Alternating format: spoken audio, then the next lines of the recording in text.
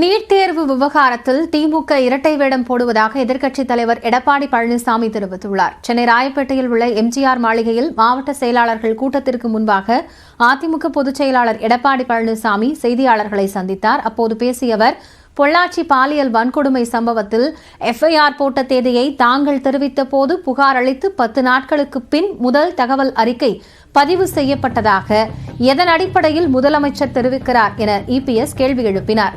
பொள்ளாச்சி பாலியல் வன்கொடுமை வழக்கில் ஆதாரமற்ற குற்றச்சாட்டுகளை முதலமைச்சர் தெரிவித்ததாகவும் நீதிமன்றத்தின் தீர்ப்பு வெளிவந்ததும் யார் கூறியது உண்மை என்பது தெரியவரும் என்றும் எடப்பாடி பழனிசாமி குறிப்பிட்டார்.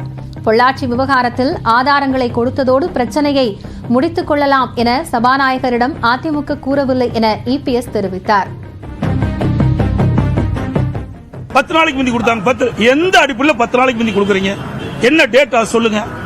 உங்களுக்கு எப்படி தெரியும் 10 நாளைக்கு முந்தி நீங்க போய் கொடுத்தாங்க அப்படின்னு எந்த அடிப்படையில் சொல்றீங்க? நாங்க எஃப்ஐஆர் போட்ட டேட்டா சொல்றோம், கிரைம் நம்பர் சொல்றோம். இதனிடையே பொங்கல் பண்டிகைக்கு 10,000 பேருக்கு நலத்திட்ட உதவிகள் வழங்கும் விழாவில் கலந்து கொண்ட எடப்பாடி பழனிசாமி பெண்களுக்கு பெப்பர் ஸ்ப்ரே வழங்கினார்.